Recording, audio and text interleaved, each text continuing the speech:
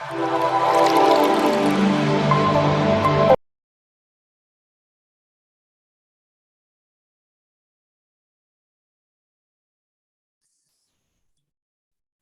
आज हमारा जो टॉपिक है वो बोन्स है।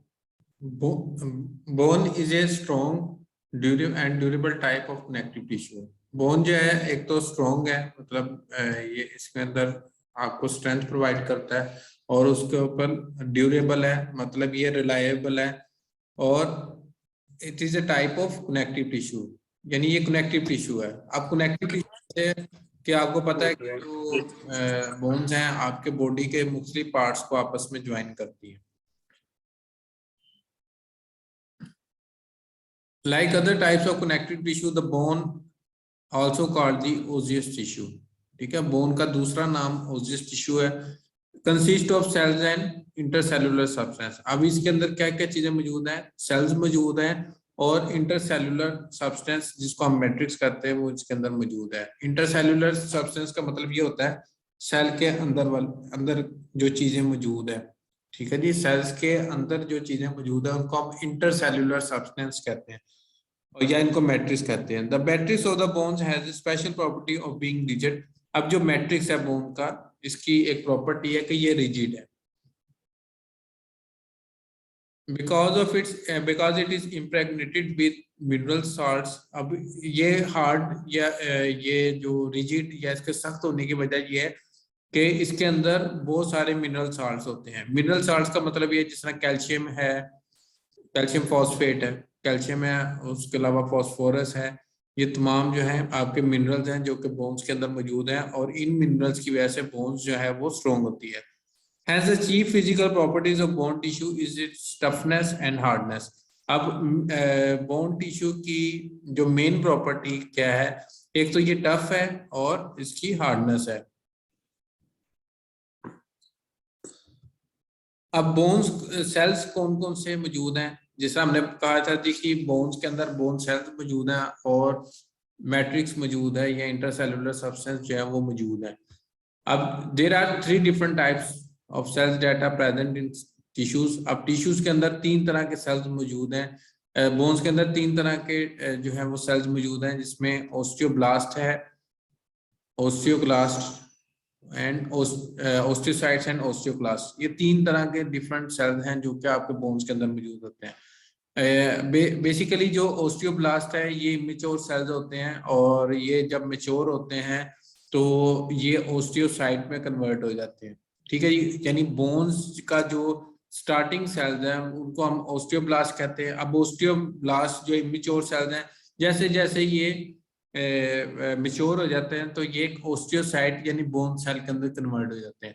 ओस्टियोक्लास्ट बेसिकली ये बोन सेल्स ही हैं, लेकिन ये हमारे बोन्स के लिए नुकसानदेह होते हैं। ओस्टियोक्लास्ट क्या करते हैं? बोन इसके अंदर ओस्टियोक्लास्ट सेल्स होते हैं, इसके अंदर कुछ एंजाइम्स होते हैं जो कि बोन्स की ब्रेक डाउन करते हैं। ठीक है, बोन्स को वीक बनाते हैं। और अगर अगर आप मेडिकल जो है मेडिकल चेकअप करवाने जाते हैं, अगर डॉक्टर कहता है कि जी इनकी बोन्स में ओस्टियोक्लास्टिक एक्टिविटी बहुत ज्यादा बढ़ गई है, इसका मतलब है बोन रिजॉर्प्शन कर रही है, मतलब बोन्स जो है वो वीक होना शुरू हो गई है।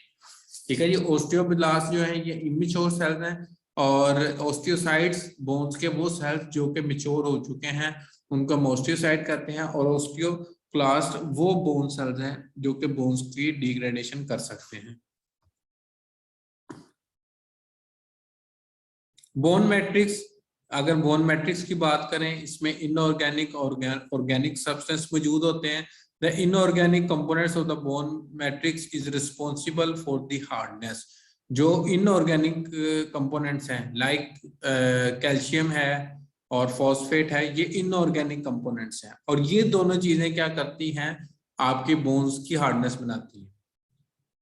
And it is responsible for the hardness of the bone tissues and constitute about 65% of the dry weight of the bone। अगर आप बोन का ड्राई वेट करें, ड्राई वेट का मतलब है कि आप चेक करते हैं पूरी एक बोन आपने हासिल की और उसको चेक करते हैं कि चेक करने के लिए आप देखते हैं कि इसके अंदर क्या क्या चीजें मौजूद हैं। उन चीजों में से 65% जो है आपका इनऑर्गेनिक सब्सटेंस होगा। Calcium and phosphate are the chief bone minerals. Calcium और फॉस्फेट ये आपके चीफ बोन मिनरल्स हैं, मतलब ये बहुत इंपॉर्टेंट कंपोनेंट्स है। कैल्शियम या फॉस्फेट की कमी हो जाएगी तो आपकी बोन्स जो है वो वीक होना शुरू हो जाएंगी। But substantial quantities of the sodium ion, magnesium ion, carbonate and citrate are also found. ठीक है, सब्सटेंशियल का मतलब है कुछ मिकदार में, कुछ मिकदार जो है सोडियम की मौजूद हो सकती है, मैग्नीशियम की मौजूद हो सकती है आपकी बोन्स में, कार्बोनेट और सिट्रेट आयंस मौजूद हो सकते हैं।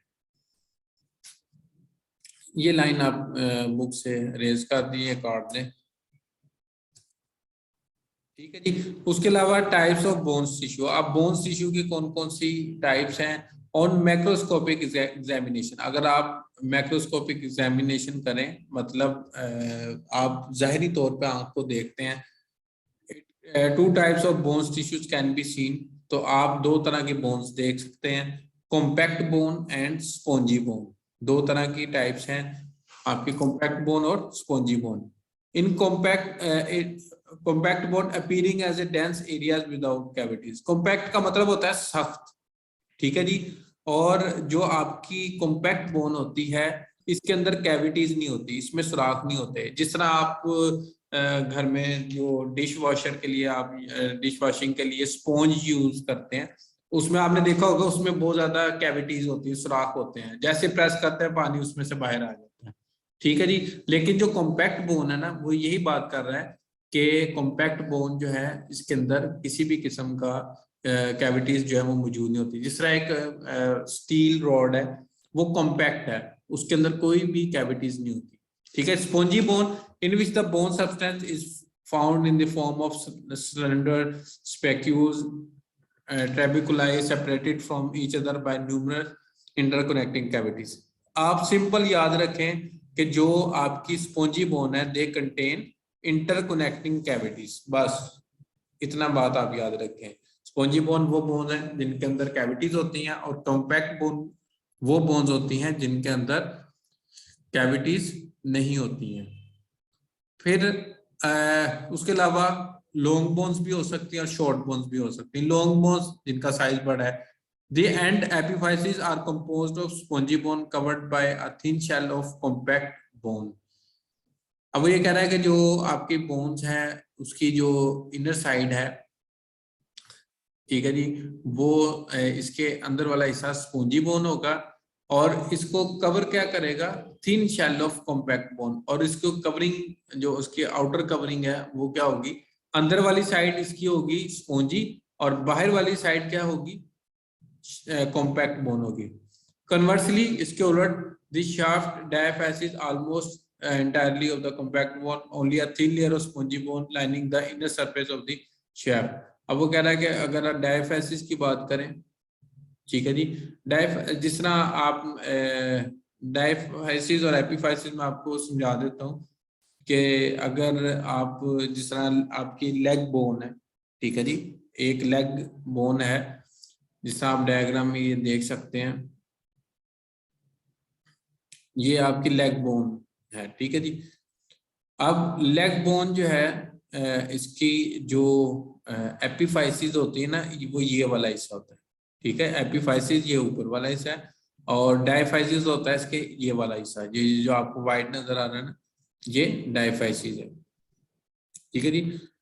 एपिफाइसिस आपको क्लियर समझ आ गया कि ये ऊपर वाला हिस्सा जो इसका एपिफाइसिस कहलाता है, ठीक है। दो बोन्स के दरमियान जो खाली जगह होती है ना, ये जो यहाँ पे ये वाला पॉइंट, ये तुम अगर फर्ज कर इसके ऊपर भी एक बोन है और ये बोन आपस में अटैच कर रही है, तो ये वाला हिस्सा क्या कहलाएगा, एपिफाइसिस। तो एपिफाइसिस वाली जो बोन्स हैं उनके अंदर आप देखेंगे तो स्पॉन्जी बोन होगी और उसको एक कॉम्पैक्ट बोन की एक थिन लेयर ने कवर किया हुआ है। लेकिन जो आपकी डायफाइसिस हैं उनके अंदर थिन लेयर होगी स्पॉन्जी बोन की इनर सरफेस में, ठीक है जी। उसके अलावा examples include femur, tibia and fibula. अगर एग्जांपल देखी जाए कि इसकी एग्जांपल क्या है, आपकी जो लॉन्ग बोन्स की एग्जांपल है इसमें फीमर है, ठीक है, जो कि आपकी थाई बोन होती है, टिबिया है और फिबुला है।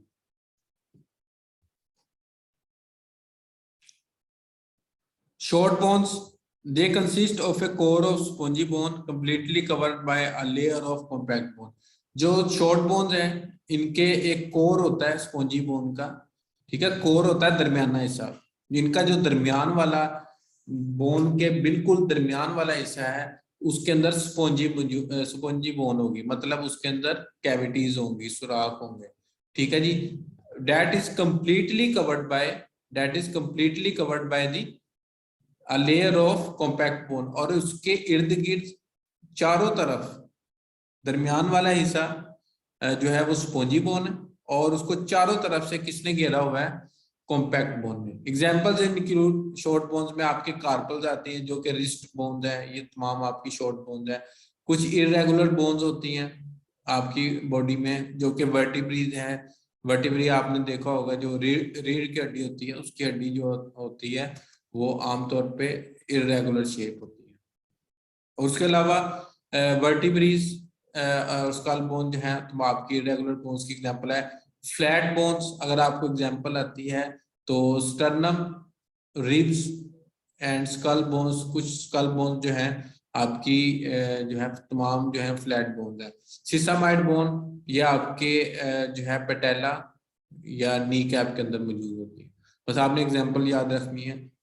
लास्ट में microscopic structure of bone tissue है। माइक्रोस्कोपिक या मतलब अगर हम माइक्रोस्कोप में किसी बोन के टिश्यू के स्टडी करते हैं, the most characteristic feature of the bone tissue is lamellar structure. Lamellar structure का मतलब होता है तह बह तह, यानी जिस तरह लेयर्स होती हैं, जिस तरह अगर आप सैंडविच करते हैं तो एक सैंडविच के अंदर ब्रेड ऊपर है एक नीचे है, वो लेयर्स हैं, तो इस स्ट्रक्चर को हम लैमिलर स्ट्रक्चर कहते हैं। तो कहते हैं कि अगर हम बोन टिश्यू की स्टडी करें तो इसमें हमें लैमिलर स्ट्रक्चर नजर आएगा। The bone matrix is arrange as a layer, जो बोन मैट्रिक्स है वो लेयर फॉर्म में होगा या लेमिलाई फॉर्म में, और इसकी जो थिकनेस है वो कितने माइक्रोमीटर तक हो सकती है, 3 to 7 माइक्रोमीटर इन थिकनेस। ये जो लेयर की थिकनेस है, ये मैट्रिक्स के लेयर की थिकनेस कितनी होगी, 3 to 7 micrometer. The collagenous fibers of the lamina run parallel to each other pursuing a helical or spiral shape। अब वो कह रहा है कि जो अब आपके ये जितने भी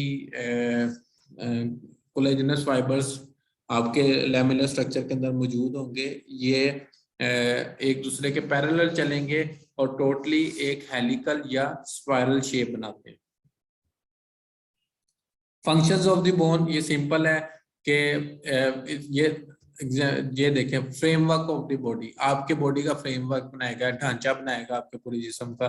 उसके अलावा attachment of muscles and tendons, ठीक है जी, ये आपके बोन्स जो हैं मसल्स और जो टेंडन्स हैं उनकी अटैचमेंट में करते हैं। परमिट मूवमेंट, आपको मूव करने में मदद करती हैं, ठीक है जी। They contain red bone marrow, इनमें रेड बोन मैरो मौजूद होता है जो कि आपके ब्लड सेल्स को डेवलप करने में मदद करता है, खास तौर पे red blood cells. It is a reservoir of minerals. Reservoir का मतलब क्या है, स्टोर, ठीक है जी। रेजरवायर ऑफ मिनरल्स, जितने भी आपके बॉडी के मिनरल्स हैं वो तमाम रिजर्व होंगे, स्टोर होंगे आपके बोन्स के अंदर। जिस तरह कैल्शियम है, फॉस्फेट है, सोडियम आयन है, जिस तरह हमने ऊपर आयंस पढ़े थे, वो तमाम जो है बोन मिनरल्स हैं जो कि बोन्स के अंदर स्टोर होते हैं।